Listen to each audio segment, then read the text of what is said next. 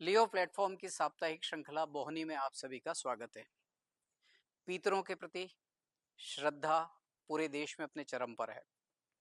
पितृपक्ष है और नई पीढ़ी को आज हम ये बताने का प्रयास करते हैं कि किस प्रकार श्राद्ध का वैज्ञानिक, मनोवैज्ञानिक और तात्विक महत्व है। सबसे पहले हम इसके वैज्ञानिक पहलू और वैज्ञानिक पक्ष पर बात करते हैं। अगर विज्ञान इस बात को स्वीकार करता है कि डीएनए कई पीढ़ियों तक स्थानांतरित होता है, तो फिर हमारी जो हुतात्माएं हैं, दिव्यात्माएं हैं, जो मृतात्माएं हैं, उनका संबंध नए पिंड के साथ में 7 पीढ़ियों से अधिक समय तक रहता है।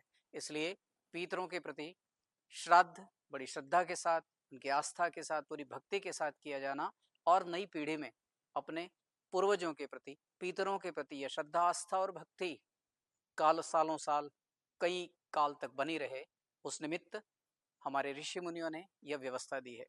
मनोवैज्ञानिक पहलू में हम जानने का प्रयास करेंगे कि पितृपक्ष में काग को जो बलि दी जाती है, कौए को आदर पूर्वक बुला करके उसे भोजन कराया जाता है, उसका एक मनोवैज्ञानिक या पर्यावरणीय पहलू है कि कौए की पर्यावरण की सुरक्षा और पर्यावरण की स्वच्छता में, उसे स्वच्छ बनाए रखने में अन्य पशु पक्षियों से भी ज्यादा उसका महत्व है। इसलिए इस बहाने उस प्रजाति को जीवित रखने के लिए, कौए की जो नस्ल है उसे संख्यात्मक रूप से बनाए रखने के लिए यह प्रावधान हमारे ऋषि मुनियों ने, हमारे शास्त्रों और पुराणों ने किया है। आइए इसके तत्व दर्शन पर हम बात करते हैं। कौए को चतुर प्रजाति का पक्षी माना जाता है। पक्षियों में सर्वाधिक चतुर जाति का है, इसलिए सुभाषितकारों ने भी काक चेष्टा बको ध्यानम श्वार निद्रा तथैव च कहा है। चेष्टा का जो सबक है, चेष्टा की जो सीख या शिक्षा है, सालों साल से, जब से यह सृष्टि और ब्रह्मांड बना है, तब से कौए से सीखे जाने का महत्व हमारे सुभाषितकारों ने कहा है। उसकी चतुराई की भी एक कथा प्रचलित है। जब ब्रह्मा ने सारे पक्षियों को बुला करके उन्हें एक भोज देने की बात कही थी, लेकिन एक शर्त लगाई थी कि कोई भी पक्षी उनके सामने जो रस, अलग अलग रसों के भोजन परोसे जाएंगे, उसे चक्षु खोलकर, आंखें खोलकर देखेगा नहीं। सभी पक्षियों ने इसकी पालना की, लेकिन कौए ने चतुराई से अपनी एक आंख खोलकर उसे देख लिया था। ब्रह्मा से शापित है कौआ, उसकी आंखें तो दो हैं, लेकिन पक्षीविद और पर्यावरणविद जानते हैं कि कैसे दो आंखों के बावजूद भी पुतली उसकी एक ही काम करती है।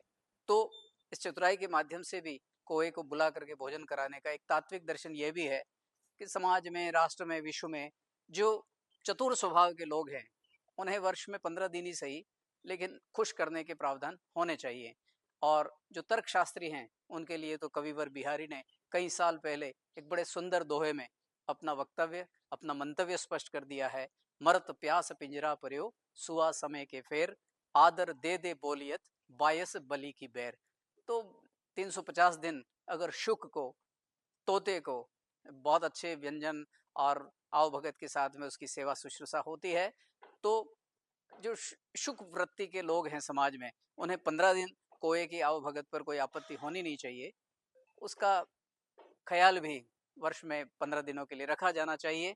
श्राद्ध के दिनों में पितृपक्ष और पितृ सब पर प्रसन्न हो, सब पर अपना आशीर्वाद लुटाएं।